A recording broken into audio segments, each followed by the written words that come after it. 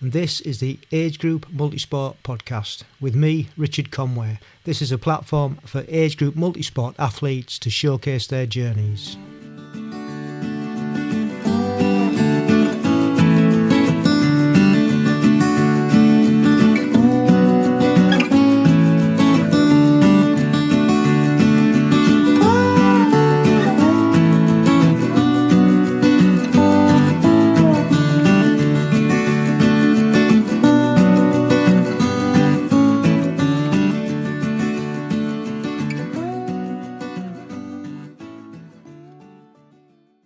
Welcome along to episode 74 of the Agegroup Multisport Podcast. Thank you once again for taking your time out to give us a listen.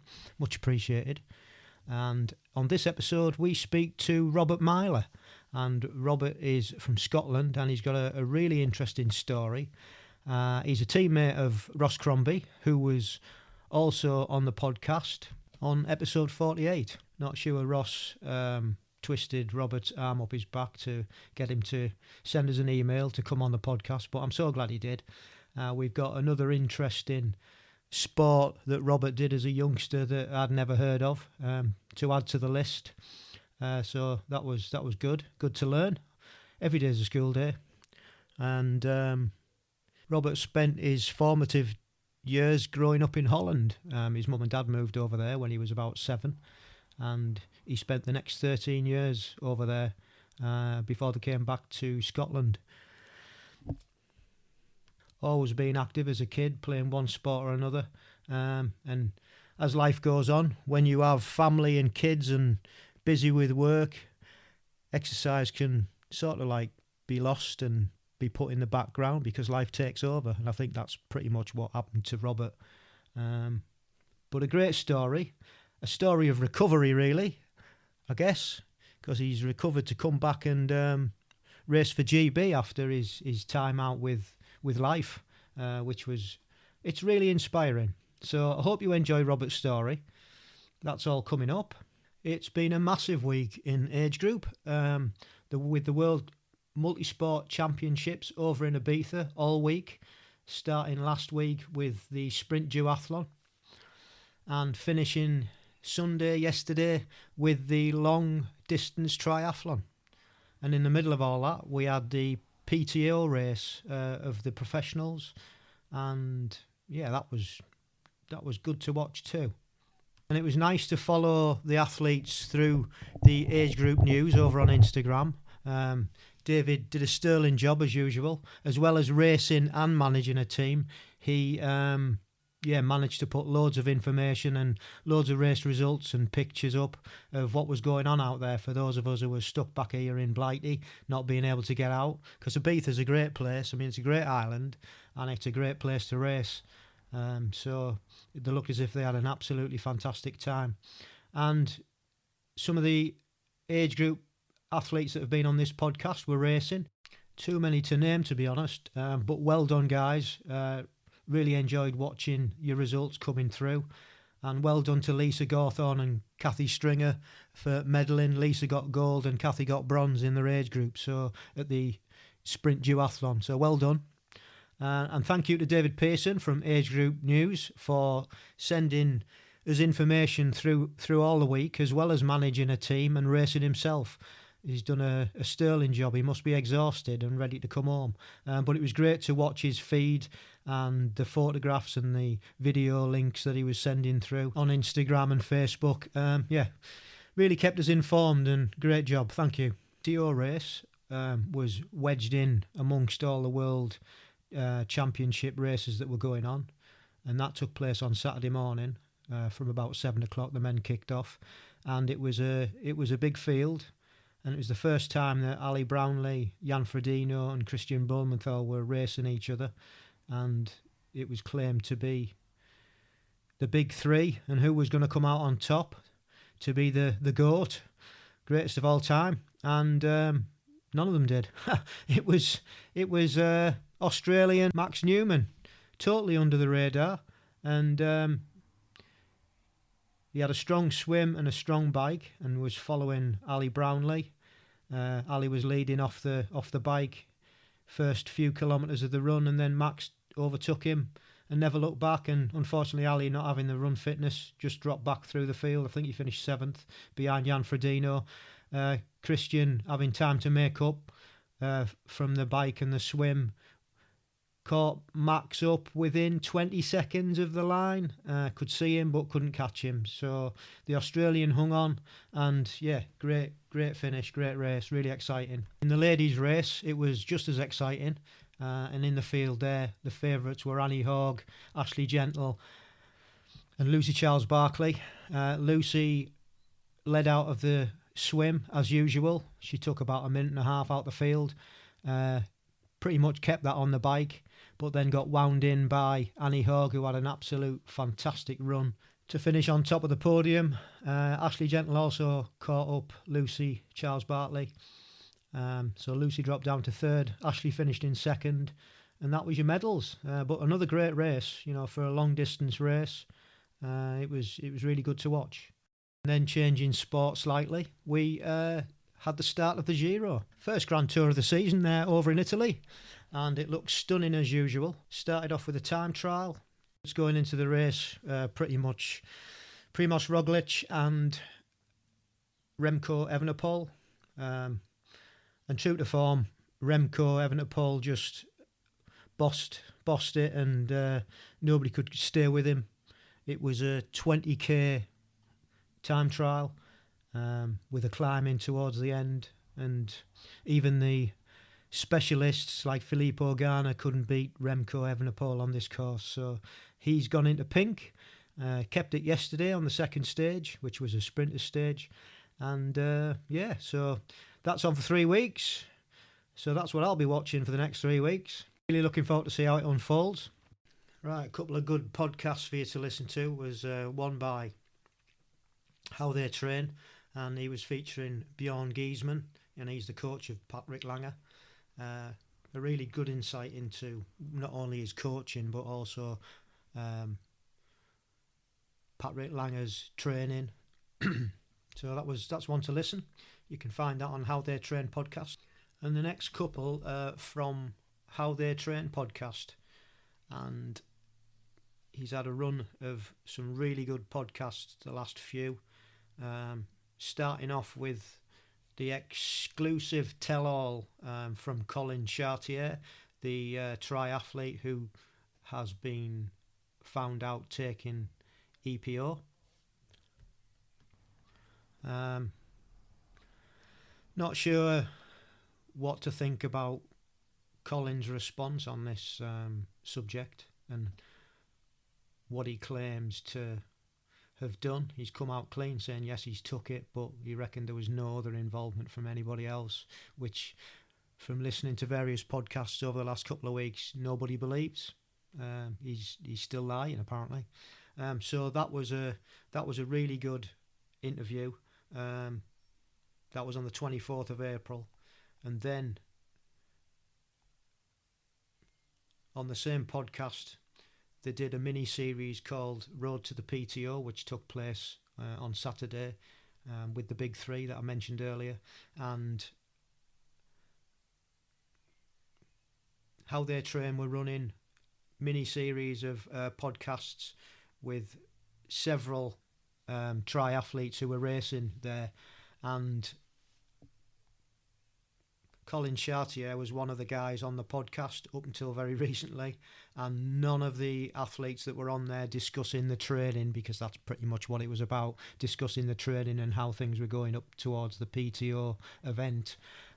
Nobody knew that Colin had been taking EPO. So this was an interesting podcast, and the shock from these athletes that it's definitely worth a listen. Very entertaining. So there's a few podcasts for you to listen to, and if you haven't heard, get over there and give them a listen, because they are pretty good. And I'm afraid doping is just, it's everywhere, isn't it? It's not, cycling is renowned for it. It's never really talked about much in triathlon, but where people want to get an advantage, they're going to cheat, unfortunately, and that's just the way it is. And it's nice to see actually somebody's being caught. It might make other people think twice about doing it, especially when you've got athletes that are, putting the heart and the soul and everything that they've got into trying to be the best they can be and be up there with the best in the world, and then this happens. So it must be heartbreaking, and they must be thinking, well, what's the point? But I hope they don't go the other way and start trying to use themselves. So stay clean, everybody, stay clean. And my last topic is not really triathlon related at all. It's back to cycling, and it's about a different type of doping in my mind, and that's transgender. The UCI allowed a transgender athlete to race over in Mexico, and it was Austin Killips, a 27-year-old American, who won stage 5 of Tour of the Gila, or Gila, and took the Queen of the Mountains jersey for the best climber. It has caused a bit of uproar, actually, especially when a lot of other sports have banned this sort of thing from happening. And but the UCI is still allowing this to happen. And I just think it's sad, and it's wrong, and it's not fair. And I hope they come to the same idea as triathlon. British cycling have done the same, and also the aquatic side of sport as well. I just hope that they see sense, and I think they just need to give them their own category. It's as simple as that, and just keep it fair for everybody. That's my thoughts on it. So if you haven't seen that, it's over on BBC Sport. You can read all the details on there, but very sad, very sad. Anyway, moving on to the main event. I hope you enjoy Robert's story. You'll find out about a new sport, and we'll see you on the other side. All good, all good. How are you this evening? I'm good, mate. Yourself? Yeah, not too bad. Can't complain. Yeah. Good. Thank you for taking the time out to, get in touch and share your story. I'm sure it's going to be inspirational to all the listeners. Hopefully. Yes, I've certainly been listening over probably the last 8 to 10 months. Cool. I think what first kind of got me onto your podcast was Ross Crombie. Yeah, has been on, and obviously Ross had shared it amongst our club. So ever since then, I've kind of been intrigued to listen to other stories. Fab.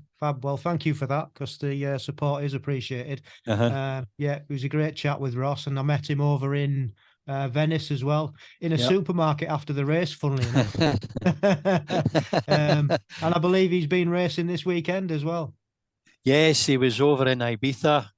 He was taking part in the standard distance duathlon. Done really, really well. Came 12th overall. I think he said the biggest issue over there was the heat. Because us kind of pasty, baldy, white guys from Glasgow don't do very well in the heat. So especially this time of year as well, when we're just coming out of winter. We've had no chance to get used to anything like that. Yeah, definitely. Cool. Yeah, he did. I saw his result, and I was really chuffed for him. So it was really nice to see. We'll get right into it, and if you can just introduce yourself and tell us a little bit about your intriguing, I've got to say, growing up as a kid, and the strange sports that you one of them especially that you took part in. I was quite intrigued, and I have looked it up, so I do know what it's all about. Okay. I'll start off first. My name is Robert Myler. I'm 58 years of age. Kind of growing up, I was born in Glasgow, and when I kind of turned 7, my mum and dad had this vision of moving to Holland. I think the main reason was there was better jobs opportunities over there, and they thought they would give it a kind of go. For us as young kids, I've got a younger sister. Moving into a different country where the language is so difficult to learn, but thankfully the Dutch people are very well versed in the English language, so it kind of did make it a wee bit easier. So it just meant that kind of during the school times when we started off, we had to kind of do an extra year in school just to learn a wee bit more about the Dutch language. Kind of growing up over there, I kind of started off in sports and football, because you very well know that Holland is, although it's a small nation, like Scotland, they're very well organised in the footballing leagues, etc. over there. And the difference, I think, over there is anyone can play football. You don't actually have to be good, which was great for me because I had 2 left feet. So I slotted in just nicely. I'd done that for several years over there. And although, I love team sports, football just wasn't my thing. I loved the sport itself, but I kind of didn't go anywhere. I kind of lost touch with it, lost enjoyment out of it. And I've seen this sport that Holland have been advertising at the time was a sport called Korfball. And obviously for your listeners, the listener was saying, Korfball, what is that all about? And it's kind of the closest I can kind of say it's like netball over here in Scotland, but it's just a wee bit different. You can walk a wee bit with the ball. Korfball over there is very well organised. It's a huge sport in Holland. And I would probably say if football was a first love of sport, Korfball really comes second close, because the leagues over there is just unbelievable. They have it at schools, they have huge leagues, they have professional leagues, and they also do a lot of mixed leagues, so where the guys and the girls kind of play together. It's a really open all sport over in Holland. And the good thing about it is during the summertime, you played outside on the grass. And then during winter time, they moved it indoors into the halls. So it's kind of like that same feeling you get here at football, where everybody plays outside, but during the winter time, you tend to move inside a lot. It's a great sport. If you want to get active, you want to get fit, you want to meet like-minded people, it's an absolute massive sport to get into. And I kind of done that for a number of years until I was the age of 20. And I done it quite a high standard as well. Right. They used to have a place called the Ahoy Hall over in Holland, which is kind of similar to the SECC here. They used to have huge tournaments that would last 4 and 5 days, but thousands of players could be playing on that, and all in different the courts, they used to call it. It was a great sport to be in. And unfortunately, when I kind of turned 20, my mum and dad decided to move back to Scotland. Right. Obviously, I'd done all my education over in Holland. So I was kind of finished my college education at that time. They came back on a holiday to Scotland and just decided, because all the family was over here, they wanted to be back close to it. You need to remember, in those days, kind of trying to phone home, you got this crackling noise for the house phone. You could hardly hear people on it, compared to nowadays. You've got Skype, you've got Zoom, as we have got, so you can keep real close contact. So how long were you over there for, Robert? 13 and a half years. Right. So it's quite a while. I've kind of lost touch of the Dutch language now. I've still got a lot of friends I try and go over every year to go and see. Once you're over there, the kind of language kind of comes back together again. But as I said, the Dutch people are so adverse. They prefer to speak English to you so that they can learn rather They're so than good at it as well, aren't they? They're absolutely brilliant, Richard. And from young kids at 4 and 5 years of age, they'll learn over there, and it's absolutely brilliant to see. Cool. And just going back to that sport, yes. Just tell me how high the basket was. It's probably about 8 feet. Yeah. Well, when I looked it up, I saw a photograph. I was thinking, how on earth does anybody get the ball in there? It was was a really technique kind of sport you had to go, because you could hit it from all angles, and the baskets on it were made of wicker. Right. At that time. So whenever you hit the ball off the wicker basket, it kind of thudded against it. It would kind of stop. And then 9 times out of 10, you would obviously hope that it would fall through the hole in the basket. Yeah, it was a really tactical sport, and it was non-stop. The minute the game started, you knew you were in a game. Whereas football here, if you were in defending side, you got a wee bit of a break. But over there, it was just, you were going back and forward, back and forward. It was amazing. And kind of when I came over here, I was so disappointed that Korfball wasn't in Scotland. And I'd kind of heard a rumour that somebody had started a club up down in London. And it wasn't, and I know I'm probably jumping a few, it was not until about 6 years ago, I actually found out that Scotland has a league of Korfball. Yeah, there's a Glasgow club based in Shawlands. There's an Edinburgh club, obviously based in Edinburgh. And then there's one in Dundee as well. So they've got a couple of adult clubs, and they're mainly based around the universities. And they've got some younger talent coming up, and it seems to be a growing sport here in Scotland. And amazing. I did go back to them about 5-6 years ago, but I think because I stay in Falkirk and their league was playing in Shawlands, the training was just trying to go over that Kingston Bridge at 6 o'clock at night. You've got no chance up here getting there in time. So I ended up having to kind of give that up. But, I absolutely loved that sport. So so when you got back and you couldn't find anything, what did you end up doing in the end? I ended up, talk about I love team sports. I ended up getting into Taekwondo. Right. Which is a strange one. Only kind of because I worked in a shop as a store manager years ago, and one of the guys that came in on a regular basis, and he always had his Taekwondo suit on with his jacket over it. So I got talking to him, and he says, "Oh, you should come along and give it a wee go." So I actually ended up loving that as well, and ended up there for about 8 years. I never quite managed to get my black belt.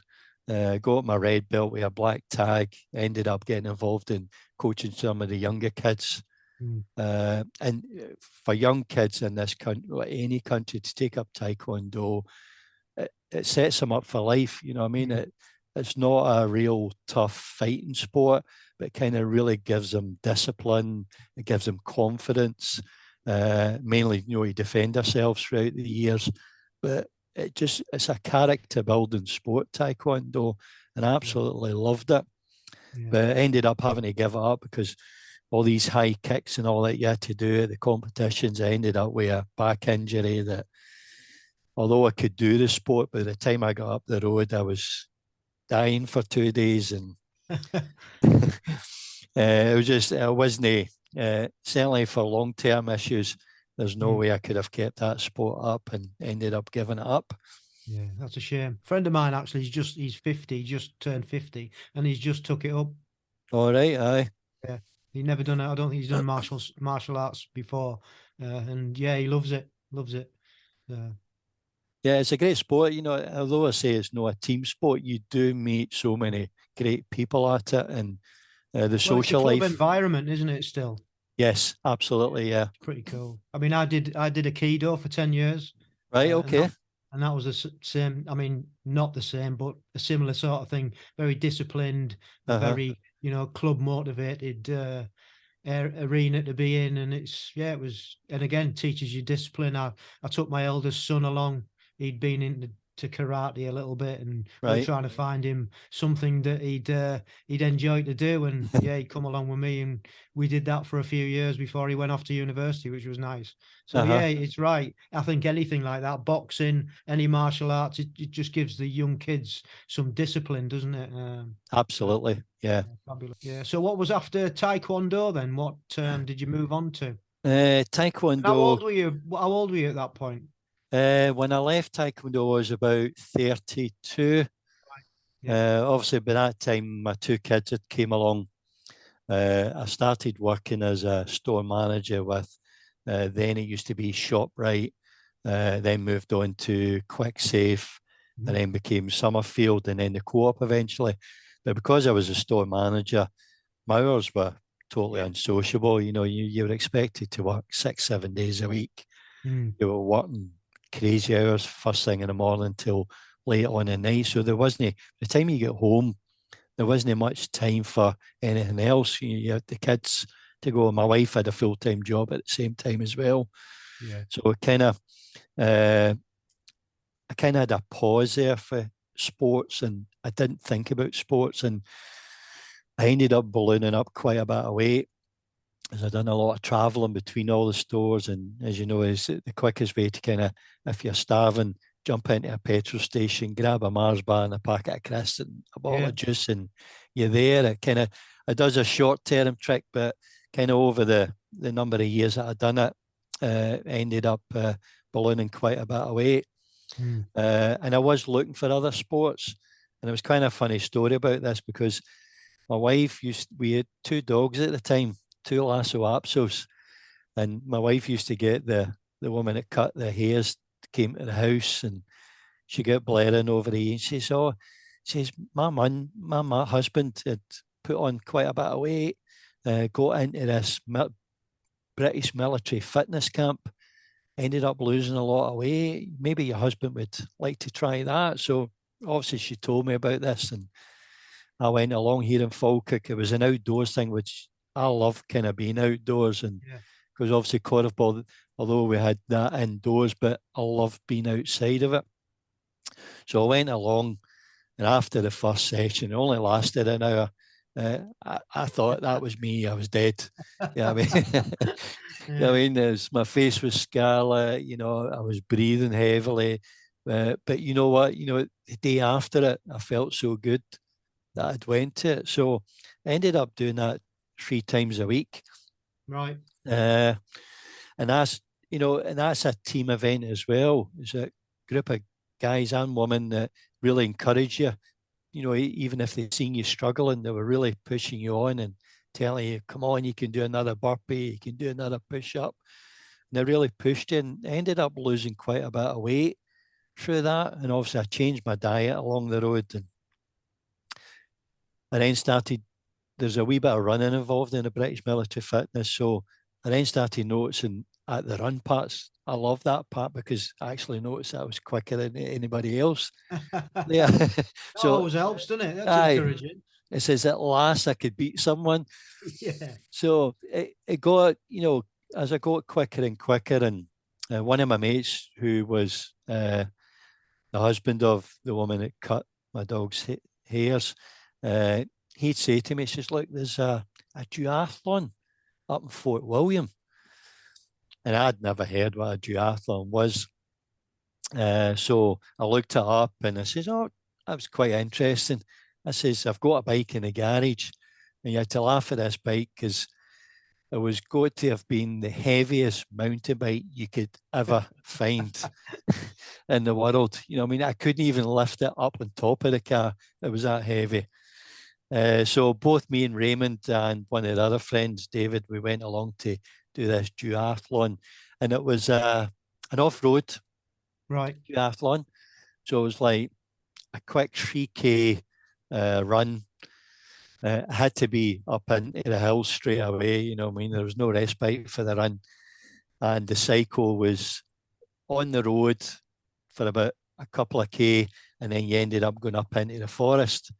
And you can imagine me being on a bike, pedaling like nobody's business, and all these bikes are just all flying by me. You know what I mean? So I ended up, we done the duathlon. We ended up, believe it or not, we got a photograph taken and ended up in the 220 Triathlon magazine the following month. There's these 3 guys for Falkirk, not quite knowing what they're doing, and ended up in a magazine, proper triathletes. And what was the story behind thoroughly enjoyed it. Was it just, what was the story? I think they were just basically telling the story about the actual the duathlon itself. It was just a small company that kind of set up locally, and they'd done another race up in Fort William. It's called the Wee Triathlon. So obviously, because of the duathlon, we absolutely loved it. We went back to BMF class and we were raving about this race. So we ended up a couple of months later, the Wee Triathlon was advertised. So we ended up encouraging about 22 of us to go up and try this Wee Triathlon. And again, it was an off-road cycle, an off-road run.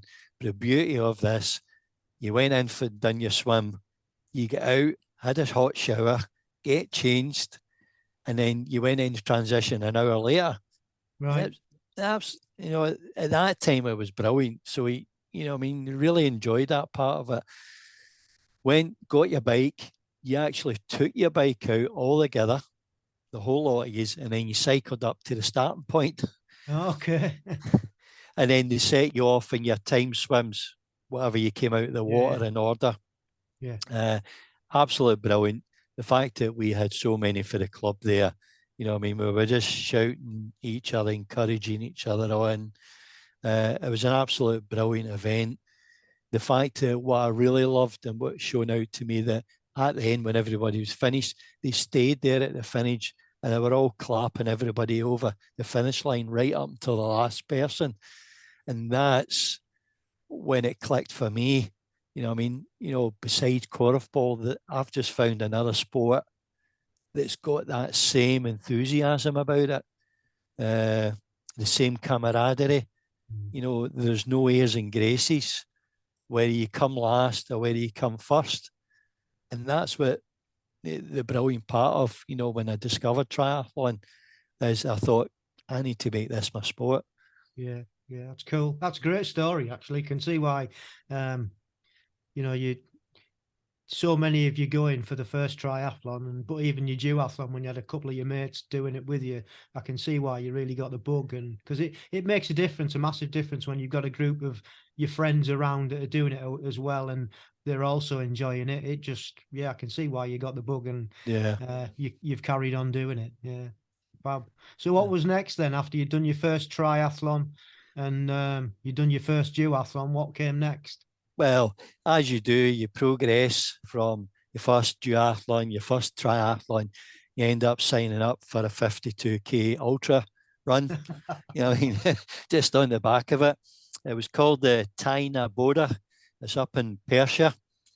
And it was a 52-kilometer hilly run, ultra run. I'd never done that kind of distance. The furthest it was that Wee Triathlon.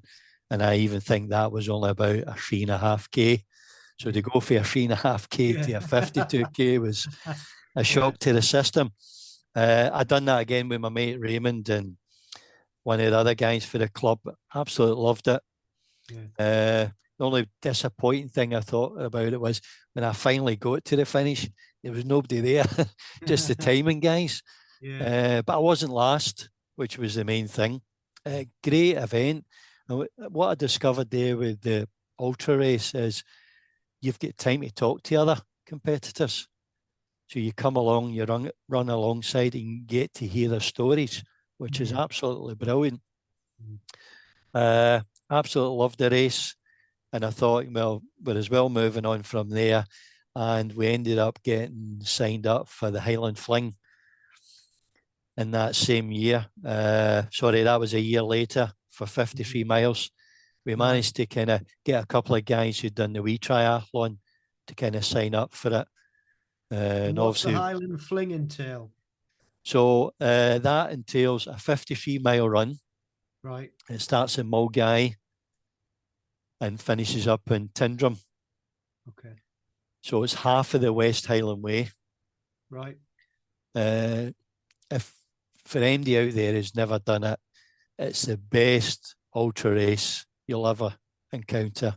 It's just such a huge, massive race. You start off at 6 o'clock in the morning, just underneath a railway station tunnel. It just looks, and your cars are all parked in the Tesco car park. You're all standing there, the whistle goes off, and everybody starts off running. And along the way, you've got all these stopover points where you can get drop bags dropped off.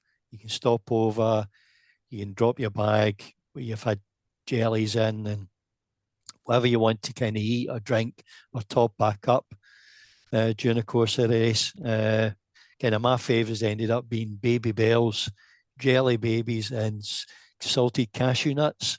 It's the only thing that kind of kept me going throughout the race.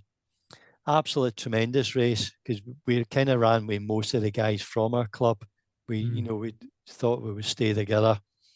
You go to the finish line in Tyndrum and it's like a 400-meter tunnel vision finish with flags all above it. There's music blaring. You can hear from miles away the piper playing, so you knew you were getting close to the finishing line. You get a bottle of Prosecco at the end of it, a bottle of beer, baked potatoes, you name it, a hoodie and a medal. And for at that time it was 55 quid, you know what I mean, which is nothing, you know what I mean, compared to what you're paying for it now. So basically that was kind of the last race. We stayed overnight with the guys, and it was a funny story about it is we'd hired a minibus, and when we tried to go into the minibus the next day, there's not one of us could get up the first step. Not surprised. We were that sore. No, it was a great event. Yeah. So that kind of put a halt onto any of the races for a wee while. It was just through work, life, and we never really done much. Obviously, I was keen to kind of take the triathlon a wee bit further forward. And when I looked in the Falkirk area, there wasn't much here, you know, regards to, there's clubs here, there's swim clubs, there's running clubs. There was no triathlon club. And the nearest one to me was either Edinburgh or Stirling. And I did go to the Stirling Club for a wee while, and I thought, you know what, I'm travelling back and forward all this time. I need to start something up. And how far was Stirling away from you? It's only about 20 minutes, Richard.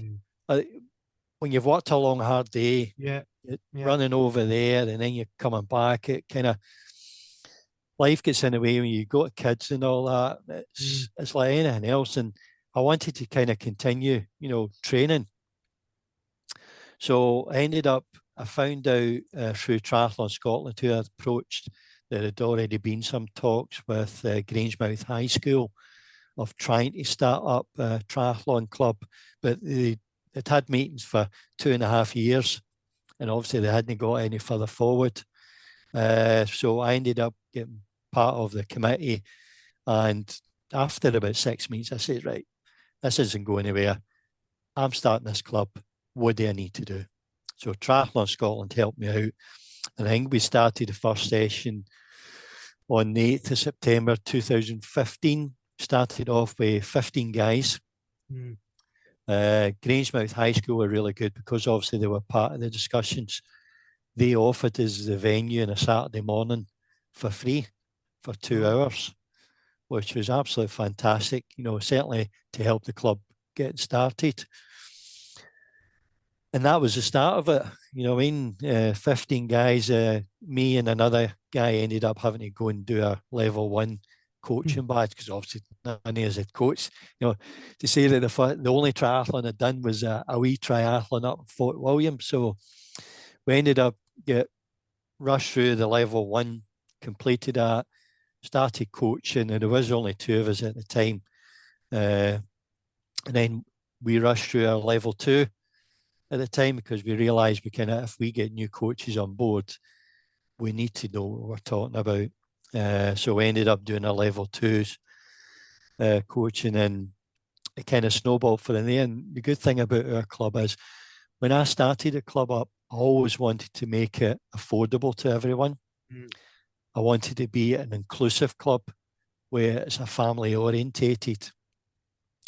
The thing about the Saturday mornings was really good because Saturday mornings, the parents would come in, drop the kids off, and they're like, yes, we've just got rid of kids for 2 hours. I think after a wee while, when they kind of seen what we were doing with the kids, you know, we weren't bothered whether the kids could swim a length or 10 lengths. they could come along and just do whatever they want to do. There was never any pressure. So we then started to realise that some of the parents were dropping the kids off and saying, look, can I just come along here?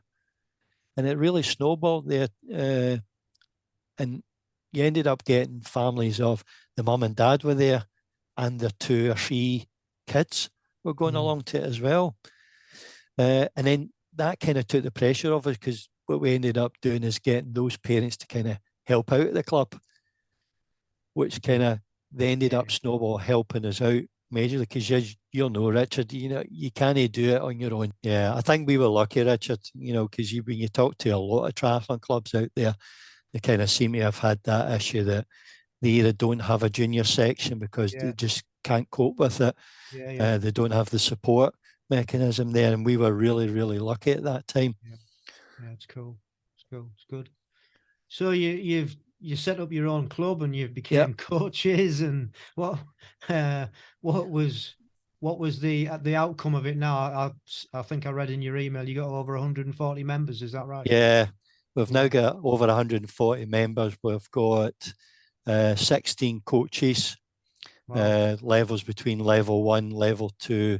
Me and Ross Cromwell, we are level 2 plus, which is step before level 3s. We have got 30 coaching assistants. So these are just ones that help out the coaches, because some of the sessions we might only have 1 coach on it. So rather than having 3 or 4 coaches on it, we thought if we diluted it with coaching assistants, as long as that coach was able to guide the coaching assistants, then it kind of worked that way. And we've been really, really successful that way. We've had loads of athletes who have joined the club who've never been able to swim a full length. They're now swimming 2.5 Ks, and they're going into the triathlons, duathlons. And I even set a challenge up this year that I wanted to make sure that every member who's part of our club has to do a multi-sport this year. Right. Whether it's an aquathon, a duathlon, a triathlon, just to encourage people to kind of get out there, because we have got a few people, I'm sure at your club as well, there'll be people who come along and train but actually don't race. It would be nice to see everybody be at an event and all race together, but that's pretty cool. No, it's been a successful club. In regards to cost, we've been able pretty astute with our money. We managed to get a few grants and all that support to the club, and I think still for the juniors it's 12 quid a month. They can get to 4 or 5 sessions a week. The adults is 15 quid a month. So it really is, we can see that there's families there who can afford the whole family to come along to the club, and that's what's made us the club that we are. We call ourselves the wee club with a big heart. Yeah, that's cool. I like that a lot. Yeah. So with all these things going on, had you heard about Agegroup before starting the club, or was it how did it come about that you found Agegroup? Not before I started the club, Richard, to be honest with you, because obviously I'd seen the triathlons on television, obviously watched the Brownlee brothers and all that, but I hadn't known about Agegroup, and it wasn't until I actually went through my level 2 coaching certificate that I kind of found out about the Agegroup. And I wasn't too particular about it then, because I thought I just wanted to build the club up at the time and let's get the basics right first. Other priorities. Yes, absolutely. So I put it to the side. But in 2017, I became a technical official for Triathlon Scotland. And it was just kind of my way of kind of putting something back into the sport that I got so much out of until then. And it wasn't until I went to do my technical official stuff that I started officiating at Agegroup qualifiers. And then that's when it really kind of snowballed to you and says, a wee light bulb went up and says, you can actually qualify for the GB team and race alongside some of the elites. Yeah. It was incredible. And it kind of snowballed from there as well. That once I kind of started realising you could qualify, we started telling all the athletes within the club, and there's so many members still in the club that kind of don't either know about it or just don't understand. And it's kind of an underrated kind of sale that this sport is missing on. Yeah, I think it's quite a, speaking to a lot of people, it's quite a complex. Yes. If you don't know about it, it can be quite confusing how to, well, what it is for one thing, because it's quite unique in sport, isn't it? That, yes, like you just said, you could actually be racing in a world championships, i.e., like they have been in Ibiza this weekend, and the professionals being there, the elite being there, and racing on the same course. And I think for somebody to get the head around that, I think it's quite. Not only that, but also the way you actually get into it isn't really that straightforward, with the times that you need to put in and the different things you need for different races to qualify. You know, it can be. I can see why it can be confusing. So how have you got round that then? So I got around to speak to Ross Crombie about the age group, and obviously he kind of, by that time he'd already done a few and qualified a few, and he was more kind of up to date on what you had to do and what you could do, etc. And I think it worked out for me a wee bit this year because I'm 58 this year, 59 in December. It meant that next year I turned 60. Right. So obviously you race against the guys, or qualifying times against the guys that are in that age group. So I sat down, I kind of worked out what I had to do, and ended up going down to Grafham qualifier in October last year with Ross. And it was really, Richard, I wasn't even trying to see if I could qualify, but I just wanted to see how far off I am, because I only decided to go down to Grafham with 3 weeks notice. So you can imagine the amount of sessions I've put in 3 weeks to kind of get myself up to that kind of standard. And so I went down to Grafham. I had nothing to lose. You know, there was no pressure on me. I said, right, I'll just go along and enjoy it. And to my surprise, you know, I finished 17th, something like that in my age group.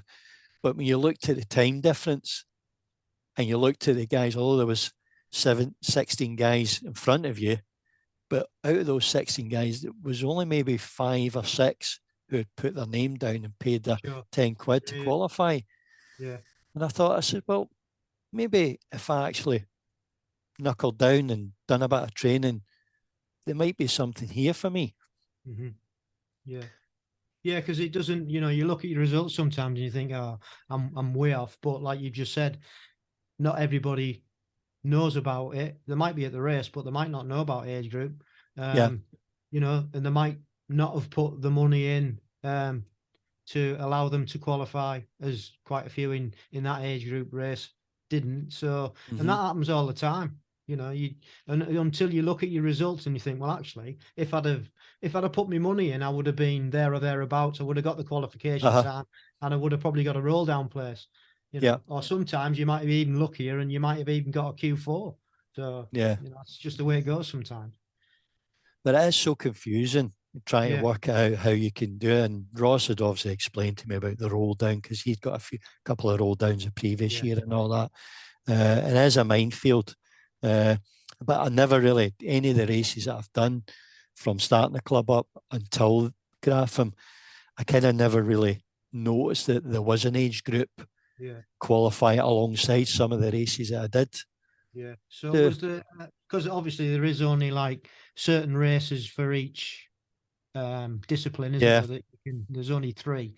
So was there anybody in the club other than Ross that was racing age group, or was it?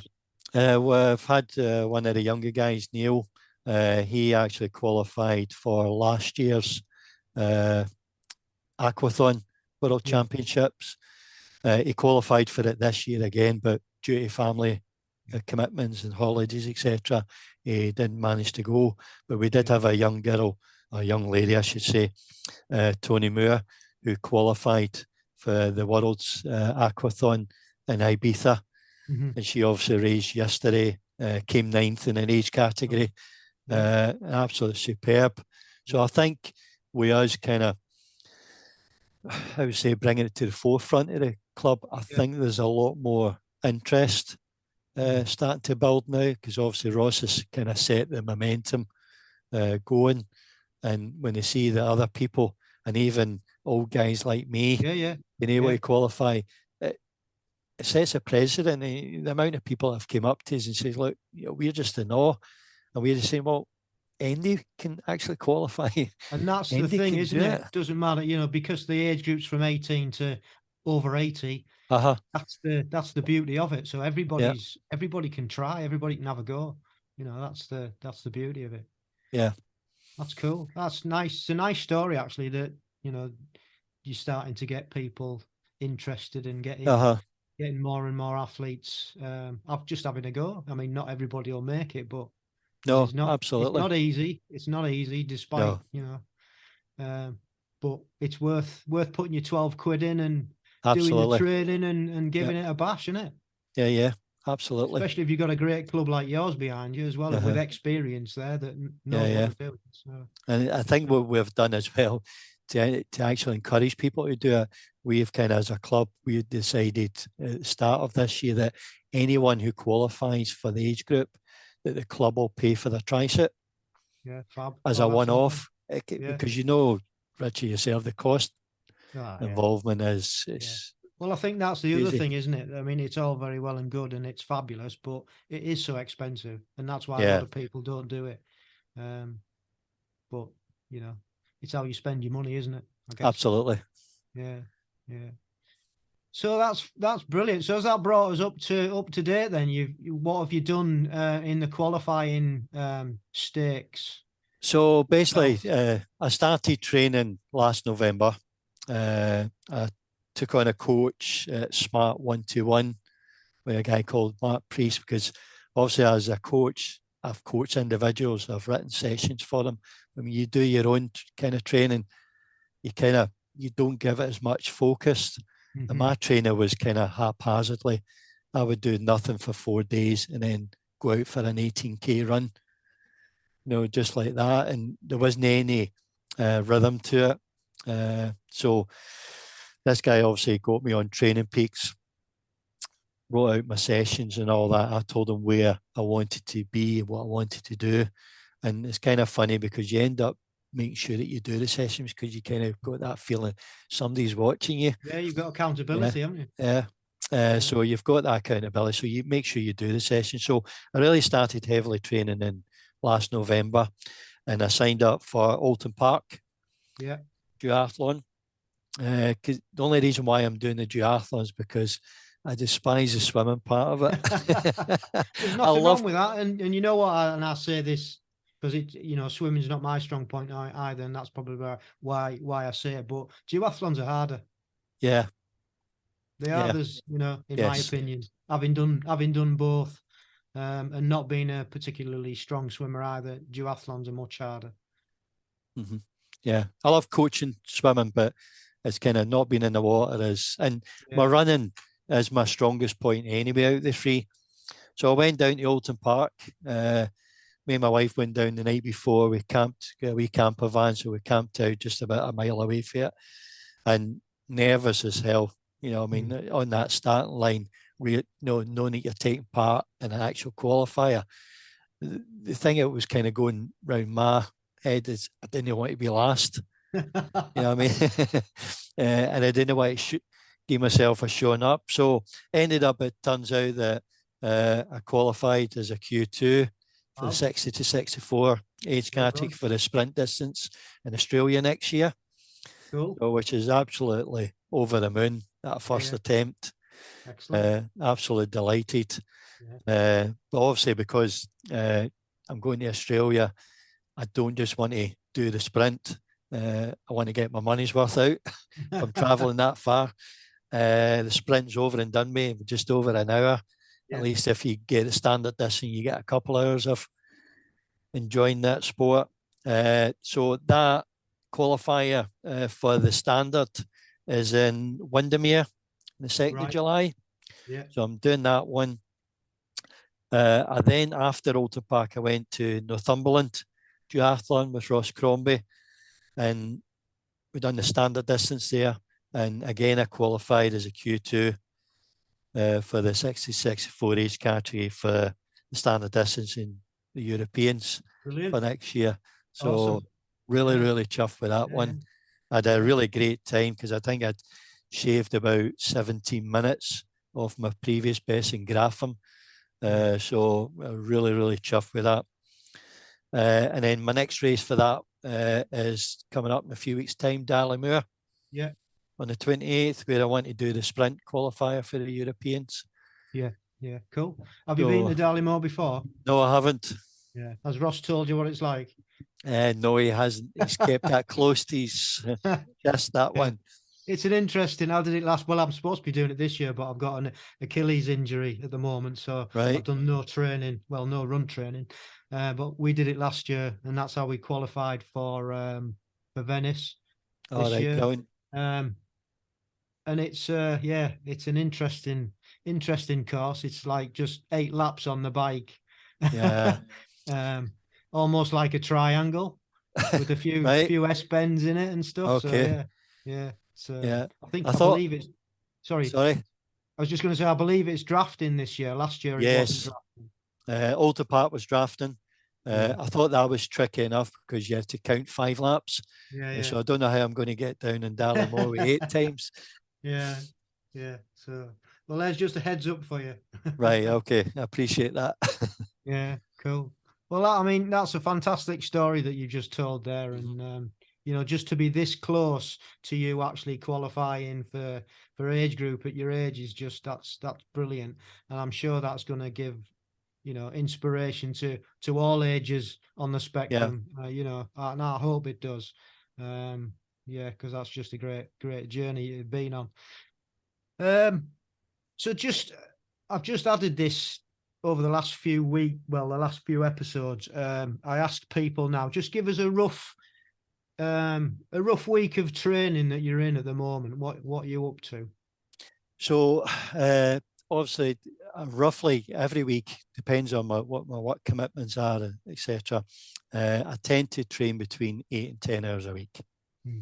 That seems to be, it works for me, where other people think it's either too much or it's not enough.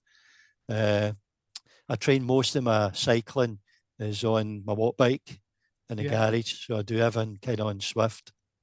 I feel I can really control my wattage, my output on that a lot better rather than trying to keep an eye on all the potholes and crazy drivers out there.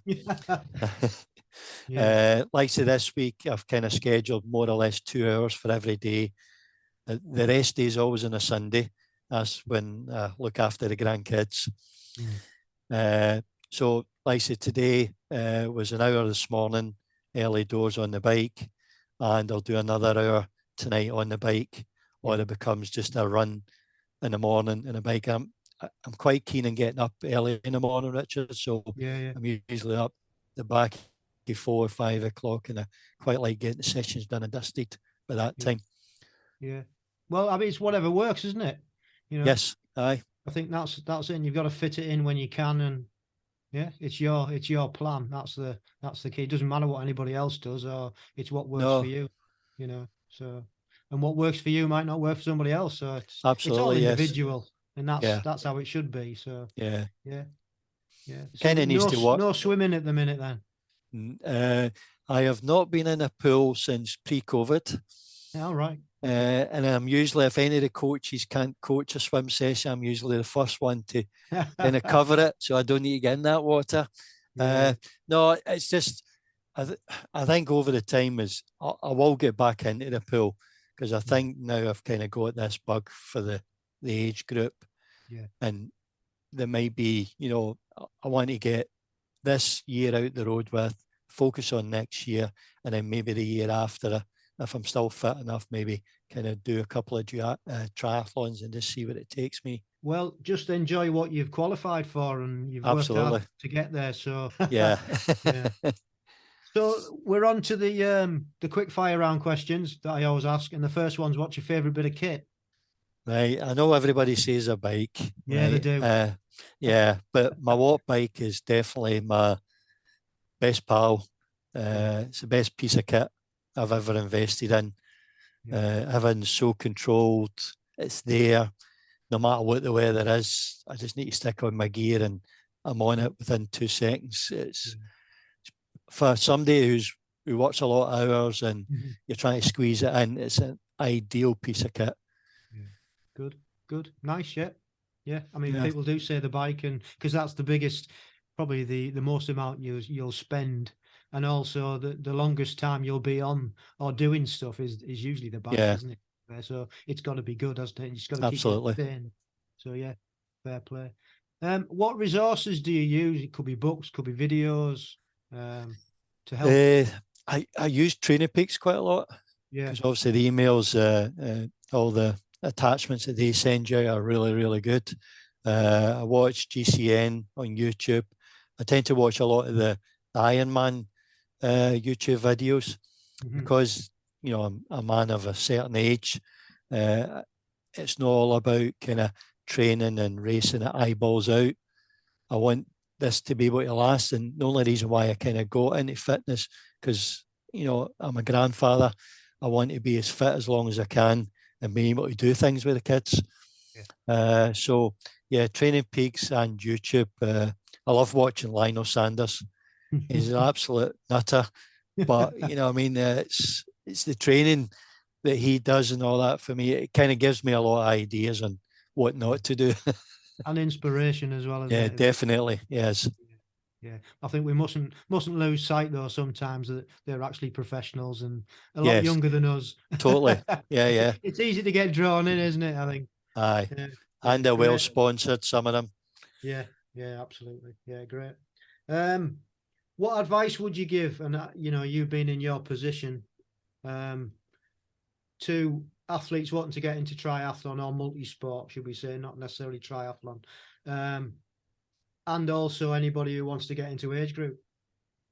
Okay, well, the first point is there if anybody wants to kind of get into multi sports, they need to join a club. Yeah, I mean, I just don't think there's any other way of doing it. And no matter how good you are or how bad you are at swimming or running or cycling, triathlon clubs, along with the members there, it'll help you out and get you along. They'll encourage you as much as you can. I don't know, I've seen it firsthand how many people have joined our club. They've not been able to swim a length or really not want to join the club because they think that everybody's too good in it. Yeah, Every club has got their own mix. You know what I mean? And I think triathlon sport, you tend to kind of think it's an elite sport, but technically, it isn't. It's there for everyone to join in.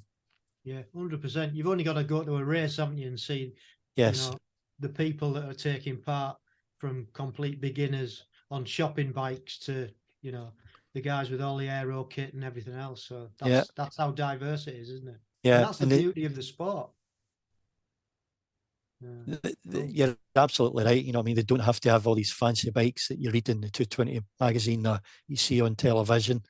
Any bike, or even not having a bike, and there'll be plenty of guys out there who have get 3 and 4 bikes in the garages who'll be quite happy to kind of loan one to someone. Yeah, 100%. And for age group, Richard, you need to find out about it, read it up, go to the British Triathlon website, speak to other people who have qualified, and they'll tell you it's not so much how easy it is to qualify, but how easy it is to actually be a qualifier and take part in it. And even if they don't get there and don't qualify, the whole fact that they're able to try to get that kit, because that's what encouraged me. I mean, I've always wanted to represent GB, and to have a piece of kit with GB on it is it's just incredible. It's an incredible feeling. Yeah, it is. It is. 100% agree with you on that score.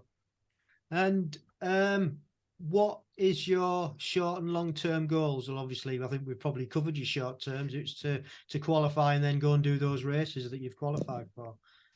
Yeah, the short term is basically to box off these 2 qualifiers, see how I fare there. I would also like to kind of do the national championships here up in Scotland for the duathlon, take part in that, see where that takes me. Long term, obviously, I've already qualified for those 2 races at the Europeans in Australia. Although I'm kind of moving up into the age of the 60-64 age category, I don't want to go there as a number. Sure. I want to be able to do the best that I could possibly be. Mm-hmm. And whether I get a podium finish or not, won't really matter in the long run, but that would be my aim to kind of get there. Yeah. Cool. It's a great goal to have, you know what I mean, to set for yourself.